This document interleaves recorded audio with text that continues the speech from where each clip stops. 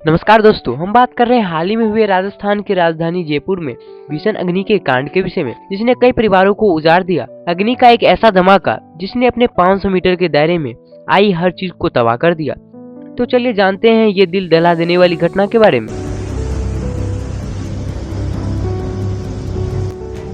दरअसल बात है 20 दिसंबर की सुबह की, जब एक एलपीजी टैंकर अजमेर से जयपुर की तरफ आ रहा था। तभी जयपुर के एक भांकरोटा इलाके में जयपुर अजमेर हाईवे पर एलपीजी टैंक टर्निंग पॉइंट से टर्न ले रहा था। तभी पीछे से आ रहे कंटेनर ने टक्कर मार दी। इससे टैंकर के वॉल्व टूट गए और गैस रिसने लगी। फिर ये गैस रिसकर आसपास के 200 से 250 मीटर के एरिया में तेजी से फैल गई। और देखते ही देखते एक धमाके के बाद एक कितना जोरदार धमाका हुआ, जिसका अंदाजा आप इन बातों से लगा सकते हैं कि धमाके में ट्रक, कार समेत 40 वाहनों में आग लग गई। ब्लास्ट हुए ट्रक के पीछे से एक बंदा बाइक से जा रहा था, जिसका हेलमेट उसकी आंखों में ही चिपक गया। वहीं एक डबल टेकर बस भी थी, जिसके अंदर सारे लोग आग से झुलस गए। आसपास मौजूद कुछ गाड़ियों के गेट ही चिपक गए थे, तो बाई चांस जो लोग जिंदा बच गए थे वो अंदर ही आग में झुलस गए थे।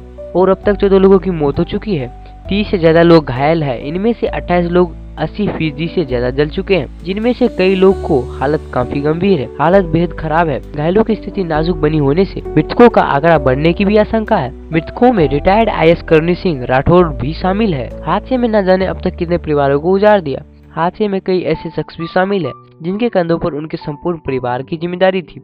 उन्हीं में से एक ठिकरिया पंचायत के बाल मुकुंदपुरा गांव निवासी राधेश्याम चौधरी की मौत ने उसके घर की उम्मीदें राख कर दी। वो रोज की तरह सुबह नौकरी पर एनबीसी कंपनी में जाने के लिए घर से निकला। वो भांकारोटा पहुंचा तो आग की लपटे में घिर गया और मौके पर जिंदगी की डोर जल गई।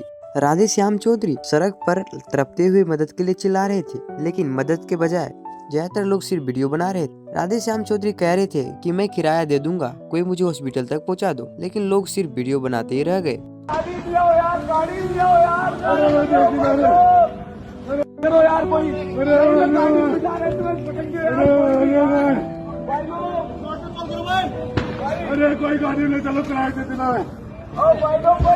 हॉस्पिटल पहुंचते ही उन्होंने अपनी आखिरी सांस ली। राधेश्याम के पिता की भी सड़क हादसे में कई साल पहले मौत हो गई थी और परिवार की जिम्मेदारी उसकी ही कंधों पर थी। और नौकरी कर अपने परिवार का लालन पालन कर रहा था। परिवार में माँ, छोटा भाई, पत्नी और 14 वर्ष की बेटी आयशा और 8 वर्ष का बेटा दीक्षित उस पर आश्रित थे। जब परिजनों को राधे की मौत की खबर मिली तो कोहराम मच गया। पत्नी में बेटी और माँ बार बार बेहोश हो रहे थे। आप ही सोचिए उस परिवार पर क्या बीत रही होगी, जिनका एक लौता बेटा, जिन पर उसका पूरा परिवार आश्रित था, अब वो नहीं रहा।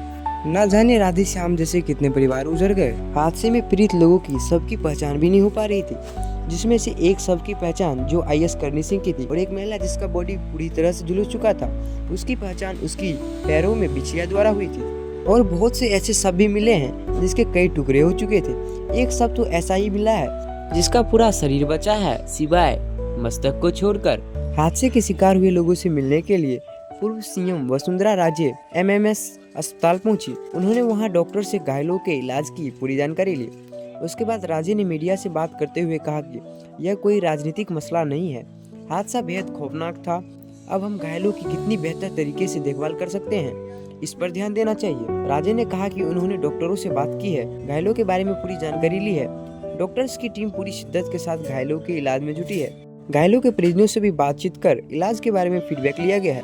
सब लोग घायलों की केयर कर रहे हैं। उन्होंने कहा कि इस हादसे के बाद जो भी भामसा मदद के लिए आगे आएंगे, उन सभी का आभार है।